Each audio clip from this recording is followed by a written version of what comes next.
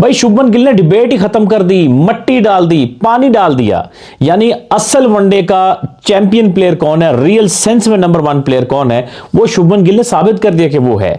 और रैंक नहीं सिर्फ ये कि नहीं कि नबी उसने रैंकिंग ली है, बल्कि उसने खेलने के अंदाज से कंप्लीट इनिंग्स खेल दी। कहां पर आपको रोकना है, कहां तेज खेलना है, कहां बड़ा शॉट खेलना है, कब सिंगल लेना है, और मैच फिनिश कैसे करते हैं, मैच विनर कैसे बनते हैं। मेरा ख्याल है शुभमन गिल ने एक इनिंग्स में सब कुछ करके बता दिया।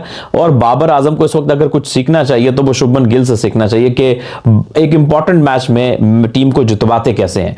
भाई सलूट है शुभमन गिल को। अब सवाल डालूंगा सीधे में कि आपको लगता है कि Shubman Gill highest run scorer होगा इस चैंपियंस ट्रॉफी का, या फिर कोई और प्लेयर हो सकता है? आगे बढ़ते हैं। शुभमन गिल को प्रिंस का टाइटल दिया, अंडर 19 वर्ल्ड कप में धमाकेदार एंट्री करते हैं। दुनिया में उनके टैलेंट की होती है वाह वाह, मजा आ जाता है। दुनिया कहती है यार ये लड़का बड़ा बनेगा। वो आता है, वो छा जाता है।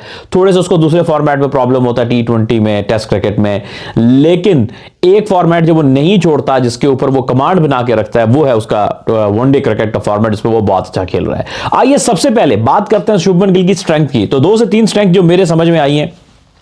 सबसे पहले वो स्क्वायर ऑफ द विकेट बहुत कमाल है, क्योंकि बल्ला ऊपर उठा के रखता है। आप अगर कट या पुल की बॉल कर दोगे स्टार्ट में तो वो आपको खा जाएगा, ठीक है, इतना तगड़ा है वो इन बॉलों पे।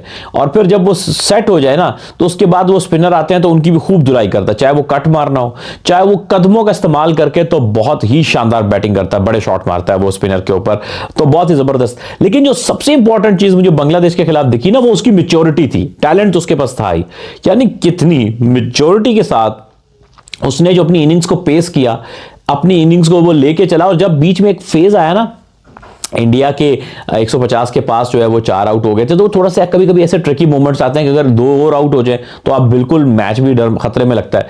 तो उसने वहां पर बड़े ही कूल एंड काम तरीके से इनिंग्स को संभाला, लेकर चला, स्ट्राइक रोटेशन भी की, मौका मिला तो बाउंड्रीज भी खेली। तो वो जो मैच्योरिटी के साथ उसने फिनिश किया, ये उसकी मेंटल स्ट्रेंथ शो करता है, जो मेरे लिए सबसे बड़ा प्लस था शुभमन गिल की इनिंग्स का।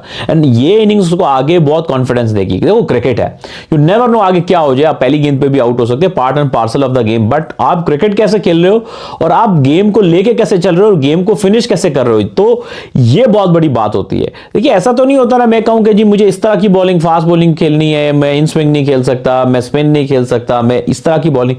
प्लेयर वही बड़ा होता है जो हर तरह की बॉलिंग खेलता है और सिचुएशन से अपनी फंसी हुई टीम को निकाल के ले जाता है, प्लेयर वो होता है।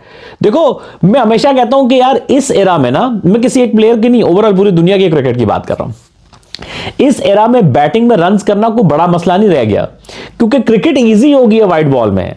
अरे मुझे बताओ कि क्या वो पहले वाले फास्ट बॉलर है आजकल? टीमों के पास तो 2-3 बॉलर हैं यार जो थोड़े से अच्छे हैं। फिर उसके बाद ना वो स्विंगिंग कंडीशंस होती हैं, ना वो सपोर्टिव फास्ट बॉलर को पिचेस होती हैं। फिर बैटिंग जो है वो इतनी आसान हो गई है कि आपके इतने बड़े बड़े बैट, इतने थिक विलो वाले हैं कि आपके एजेस पे भी मैं कहता हूं छक्के चले जाते हैं। बाउंड्रीज आपने छोटी कर दी हैं। हर वो चीज है जिससे बैटिंग आसान हो गई। रिवर्स स्विंग का एलिमेंट ऑलमोस्ट खत्म हो गया, 2 नए गेंद लगते हैं, तो भैया फिर रन करने तो आसान हो ही गए ना आप लोगों के। और फिर जो मॉडर्न डे शॉट्स हैं उसने और भी ज्यादा खतरनाक कर दी है बैटिंग। तो रन करना, 50 की एवरेज रखना, ये कोई बड़ी बात नहीं होगी। अगर आप शॉट ही नहीं खेलोगे, रिस्क ही नहीं लोगे, तो 50 की एवरेज तो ऑटोमेटिकली हो जाएगी। अब बात आती है कि एवरेज के साथ साथ आपका स्ट्राइक रेट क्या है, आपका इंपैक्ट क्या है।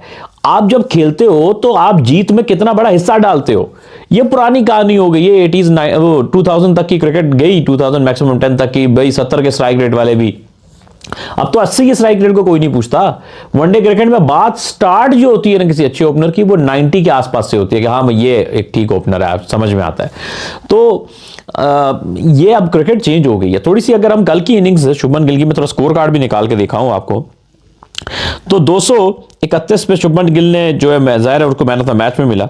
तो शुभमन ने स्टार्ट किया, रोहित ने एक फ्लाइंग स्टार्ट दिया, शुभमन ने एक सेंसिबल स्टार्ट लिया, और विराट 22 पे गए, 15 पे शेरियास गए, 8 पे अक्षर गए, तो ऊपर तले विकेट्स गए नहीं, तो इतनी बड़ी पार्टनरशिप नहीं लगी।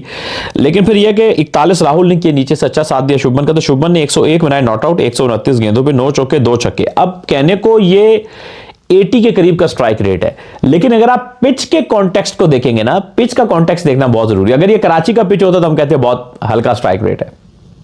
2 कॉन्टेक्स्ट समझना बहुत जरूरी है। एक पिच का कॉन्टेक्स्ट, दुबई में 80 के आसपास का स्ट्राइक रेट मुनासिब माना जाता है, क्योंकि वो पिच स्लो साइड पे, वहां पे लॉन्ग तेज रन नहीं होते इतने।